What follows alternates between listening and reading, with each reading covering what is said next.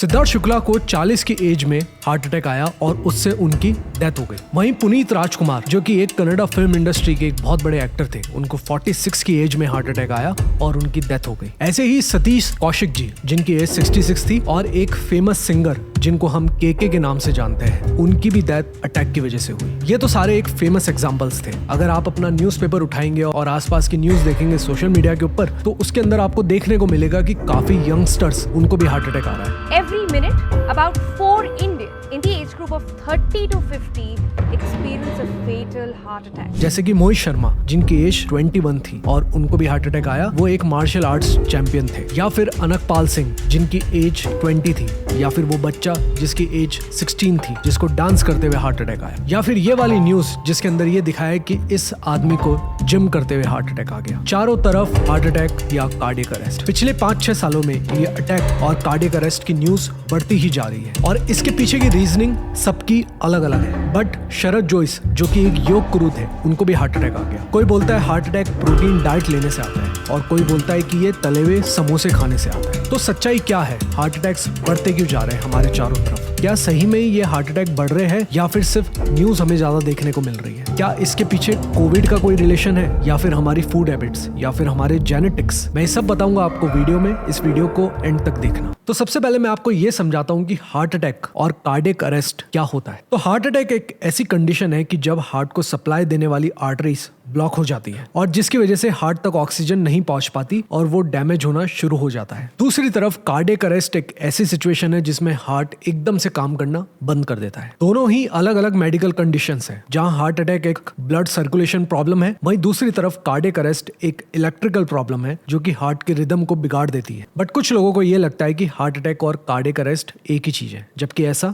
नहीं है। अब बात करते हैं इंडिया के अंदर कार्डियोवैस्कुलर डिजीज के बारे में। कार्डियोवैस्कुलर डिजीज जैसे कि हार्ट अटैक, स्ट्रोक और कार्डियक अरेस्ट आज इंडिया में सबसे बड़ी हेल्थ प्रॉब्लम बन चुका है। हर साल लगभग 20 से 30 लाख लोग कार्डियोवैस्कुलर डिजीज की वजह से अपनी जान गंवा देते हैं। ये नंबर हमें क्लियरली बताते हैं कि कार्डियोवैस्कुलर डिजीज और हार्ट डिजीज इंडिया का एक नंबर 1 प्रॉब्लम बन चुका है। अब हार्ट डिजीज के पीछे कई मेजर रीजंस हो सकते हैं, जैसे कि high blood pressure, high cholesterol, high blood sugar, smoking, poor diet, physical inactivity या फिर जेनेटिक्स। इन सब के बारे में हम वीडियो में आगे बात करेंगे। बट फिलहाल के लिए आप इतना समझ लो, जो हार्ट अटैक पहले 60 से 70-80 की एज में होते थे, वो अब 20 से 50 की एज में होने लगे लोगों को, जो कि एक बहुत ही कंसर्निंग न्यूज है। अब जब हम हार्ट डिजीज की बात करते हैं तो हमें इसकी जो ट्रेडिशनल रिस्क फैक्टर है ना, उसके बारे में बात करना ज्यादा जरूरी है, क्योंकि वो एक नोन फैक्टर है जिसके बारे में हम बात कर इस चीज को समझ सकते हैं। इन ट्रेडिशनल रिस्क फैक्टर में सबसे कॉमन है high blood pressure, diabetes, high cholesterol, smoking,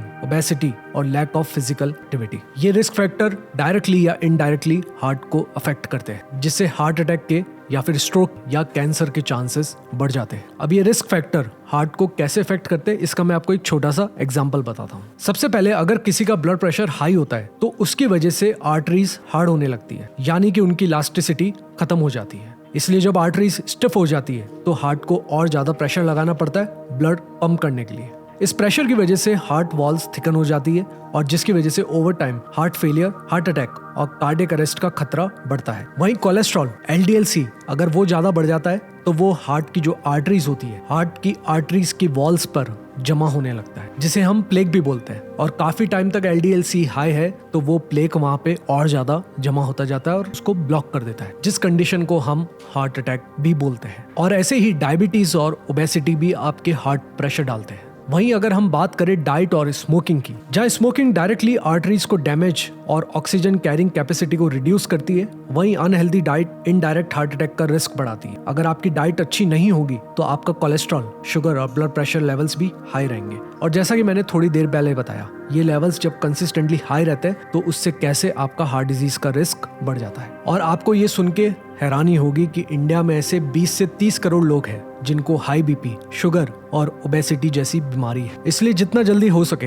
अगर आप इनमें से किसी भी रिस्क फैक्टर में आते हैं, अगर आप ओबीज है, आपको डायबिटीज है, आपका हाई ब्लड प्रेशर है या फिर आप स्मोकिंग करते हैं, तो कोशिश करिए इन सबको नॉर्मल पे लाने की, डॉक्टर को दिखाइए। इससे आपके हार्ट डिजीज के रिस्क काफी कम हो सकता है। अब ये बात तो हो गई ट्रेडिशनल रिस्क फैक्टर की। बट मैं आपको एक शॉकिंग बात बता दूं, वेस्टर्न मतलब यूके यूएस के कंपैरिजन में हम इंडियंस ज्यादा प्रोन है हार्ट डिजीज के। उसके पीछे का एक बहुत बड़ा रीजन है, जिसमें सबसे पहले आता है फैट इंडियन फिनोटाइप। इसका मतलब कि आपका BMI तो नॉर्मल होगा, लेकिन बॉडी में फैट, स्पेशली बेली फैट, किसी फॉरेनर के कंपैरिजन में ज्यादा होगा। और यही visceral fat one of the most dangerous fat होता है। इससे डायबिटीज, फैटी लिवर, कैंसर और पता नहीं कितनी बीमारियों का खतरा बढ़ता है। जब आपका बेली फैट लिमिट से ज्यादा होता है तो उसकी वजह से आपकी बॉडी में इन्फ्लेमेशन बढ़ता है, जो कि लेटर ऑन एक हार्ट डिजीज का रिस्क फैक्टर बनता है। इसके अलावा इंडियंस में इंसुलिन रेजिस्टेंस अर्ली एज से डेवलप हो जाता है, मतलब कि हमारी बॉडी में इंसुलिन प्रॉपर काम करना धीरे धीरे कम कर देता है, जो ग्लूकोज मेटाबॉलिज्म को डिस्टर्ब करता है।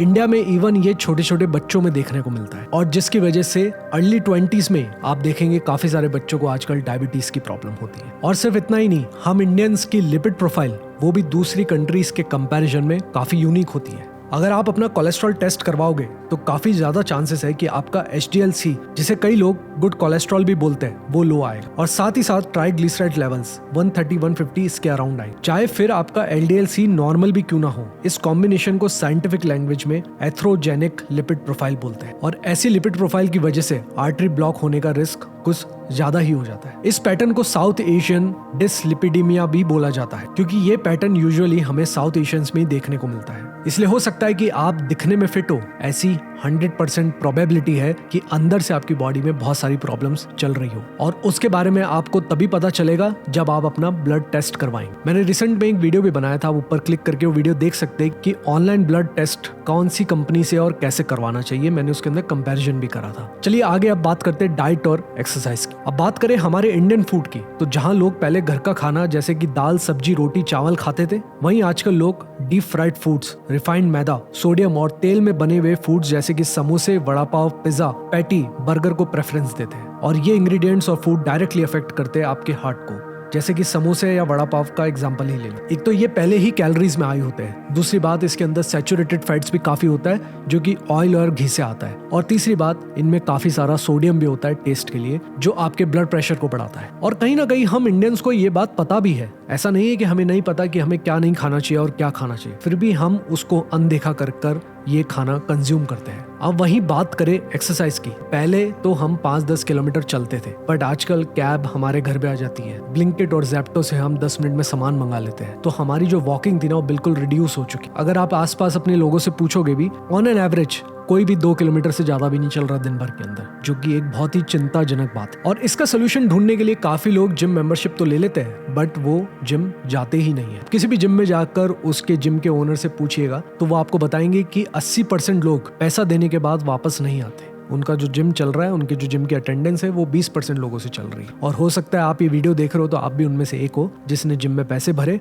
और जाना बंद कर दिया। अब बात करते हैं जेनेटिक्स की। काफी लोगों का ये सवाल रहता है, क्या हम इंडियंस के जेनेटिक्स खराब है? क्या उसी वजह से हमें सबसे ज्यादा हार्ट डिजीज का रिस्क या हार्ट अटैक्स आता है? तो ये सच है। साउथ एशियन एंसेस्ट्री को अब American heart association, European society of cardiology और इवन नेशनल लिपिड एसोसिएशन ने एक ऑफिशियली रिस्क एनहेंसर माना है फॉर हार्ट डिजीज। इसका मतलब ये कि अगर आप साउथ एशियन बैकग्राउंड से बिलोंग करते हैं, जैसे कि इंडिया, पाकिस्तान, बांग्लादेश, नेपाल या श्रीलंका, तो आपको सीवीडी का रिस्क दूसरी कंट्रीज जैसे कि अमेरिका, इंग्लैंड, कनाडा के मुकाबले में ज्यादा होता है, चाहे फिर आप यंग, स्लिम और फिजिकली एक्टिव भी हो। रिसर्चर्स ने ये बार बार प्रूव करा है कि साउथ एशियन पॉपुलेशन को सीवीडी का रिस्क यानी कि कार्डियोवैस्कुलर डिजीज का रिस्क सबसे हाई रहता है पूरे वर्ल्ड के कंपैरिजन में। ऊपर से अगर आपकी फैमिली में किसी को हार्ट डिजीज की हिस्ट्री है तो ये रिस्क और भी बढ़ जाता है। इसलिए हमें यंगस्टर्स में हार्ट अटैक देखने को मिलता है। तो जितना जल्दी हो सके किसी लिपिडोलॉजिस्ट या कार्डियोलॉजिस्ट के पास जाए और वो जो आपको टेस्ट बोलते हैं वो टेस्ट तुरंत करवाए, ये चेक करने के लिए आप एक रिस्क कैटेगरी में आते हैं या नहीं। अब जाते जाते लास्ट में मैं एक कॉमन मिथ को एड्रेस करना चाहूंगा। काफी लोगों ने सोशल मीडिया पे एक बात फैला रखी कि जिम करने से या फिर हाई प्रोटीन डाइट लेने से हार्ट अटैक्स आते हैं। और जब मैं ये सारी बातें देखता हूँ, जब मैं सारी बातें पढ़ता हूँ सोशल मीडिया पे, तो मुझे इस बात का बहुत दुख होता है, क्योंकि जो हार्ट डिजीज का रिस्क है उसका जो सोल्यूशन है, उसका जो तोड़ है वो है एक्सरसाइज और एक अच्छी डाइट। अगर आप लोगों को बोल दोगे कि एक्सरसाइज करने से हार्ट अटैक आता है या फिर अच्छी हाई प्रोटीन डाइट लेने से हार्ट अटैक आता है, तो लोग वो भी करना छोड़ देंगे और वो और ज्यादा उस रिस्क के अंदर जाते जाएंगे। प्रॉब्लम तब होती है कि जब कोई इंसान ऑलरेडी हार्ट डिजीज से सफर कर रहा है या फिर उसके आर्टरीज में ऑलरेडी काफी प्लेग जमा है और वो जाकर तुरंत एक फिजिकल एक्टिविटी करने लगता है, तब प्रॉब्लम होती है। इसका बेस्ट एग्जाम्पल आप एक गरबा नाइट जो गुजरात में और चारों तरफ इंडिया के अंदर होती है उसके अंदर देख सकते हैं। लास्ट ईयर गुजरात में गरबा नाइट्स में लगभग 10 से 20 लोगों को हार्ट अटैक्स आए और उसके पीछे का रीजन भी यही था। गरबा एक इंटेंस कार्डियो एक्टिविटी है और लोगों को इस बात का कोई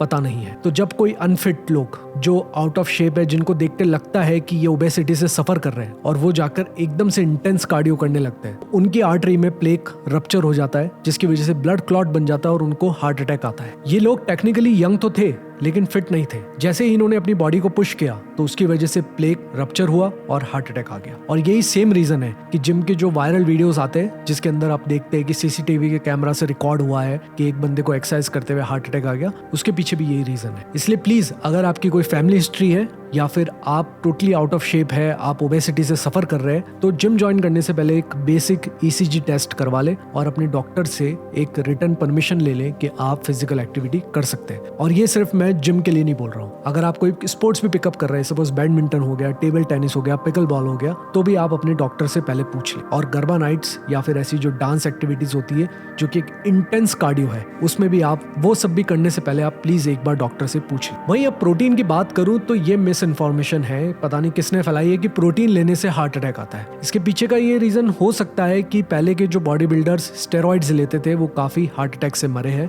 तो लोगों ने उसको प्रोटीन से कोरिलेट करना चालू कर दिया। जबकि हम स्टडीज में देखें कि अगर प्रोटीन सोर्सेज जिसमें ज्यादातर अगर प्लांट से प्रोटीन आ रहा है जैसे कि दाल, टोफू, उसको खाने से आपके हार्ट डिजीज का रिस्क कम होता है। बट यहाँ पे भी प्रॉब्लम तब आती है जब कुछ लोग सिर्फ हाई प्रोटीन डाइट लेते रहते हैं, एक्सेस कैलोरीज खाते रहते हैं, बट कोई वर्कआउट नहीं करते, तो उसकी वजह से उनकी हार्ट डिजीज का रिस्क बढ़ जाता है। जैसे कि अगर मैं रिकमेंड करता हूँ कि आपको एक हाई प्रोटीन डाइट लेनी चाहिए और सामने वाला ये समझता है कि चलो अब मैं चिकन खा सकता हूँ, वो भी तला हुआ तंदूरी चिकन जिसके अंदर बहुत सारा तेल है, तो चिकन से आपको प्रोटीन तो मिल जाएगा बट उसके तेल के साथ जो सैचुरेटेड फैट्स आ रहे हैं उससे आपका कोलेस्ट्रॉल बढ़ेगा जिसकी वजह से आपका हार्ट डिजीज का रिस्क भी बढ़े। या फिर मैं आपको बोलूँ कि आप वेजिटेरियन प्रोटीन सोर्स के लिए सोया चंक्स खाना चालू कर दो और आप कल को जाके सोया चाप खाना चालू कर देते ये बोलकर कि इससे मुझे प्रोटीन मिल रहा है, उसके अंदर मैदा और जो तेल है वो आपके लिए एक रिवर्स काम करे। तो क्या जिम जाने से या फिर प्रोटीन डाइट लेने से हार्ट डिजीज का रिस्क बढ़ता है? ऐसा बिल्कुल नहीं है। अमेरिकन हार्ट एसोसिएशन तो सबको बोलता है कि हफ्ते में कम से कम 2 से 3 बार सबको रेजिस्टेंस ट्रेनिंग यानी कि जिम करना चाहिए। आई होप ये वीडियो देखने के बाद आपके अंदर थोड़ी अवेयरनेस आई होगी हार्ट अटैक को लेकर या फिर कार्डियक अरेस्ट को लेकर, और हो सकता है कि आने वाले टाइम में आपके किसी फैमिली मेंबर को, फ्रेंड को या आपके किसी नोन पर्सन को हार्ट अटैक का सामना करना पड़ सकता है। इसलिए प्लीज ये वीडियो देखने के बाद आज या फिर कल अपना एक ब्लड टेस्ट बुक करवाए, अपना कोलेस्ट्रॉल लेवल वगैरह सब चेक करवाए और जाकर किसी कार्डियोलॉजिस्ट या लिपिडोलॉजिस्ट से कंसल्ट करें, बेसिक टेस्टिंग करें, जिससे कि आपको ये तो पता चल जाएगा कि आप कितनी रिस्क कैटेगरी में, और उसके बाद अपनी लाइफस्टाइल में चेंजेस लेकर आइए। अगर डॉक्टर बोलता है कि कोई मेडिकेशन स्टार्ट करना है तो स्टार्ट करिए, इससे आपके रिस्क कम हो जाएंगे। और अगर आपको ये वीडियो अच्छी लगी प्लीज इसको या तो व्हाट्सएप में फॉरवर्ड करिए या फिर अपने दोस्तों को भेजिए और उनको भी इस साइलेंट एपिडेमिक जो आज इंडिया की सबसे बड़ी प्रॉब्लम बन चुका है उसके बारे में अवेयर करवाइए। मिलते हैं नेक्स्ट वीडियो में।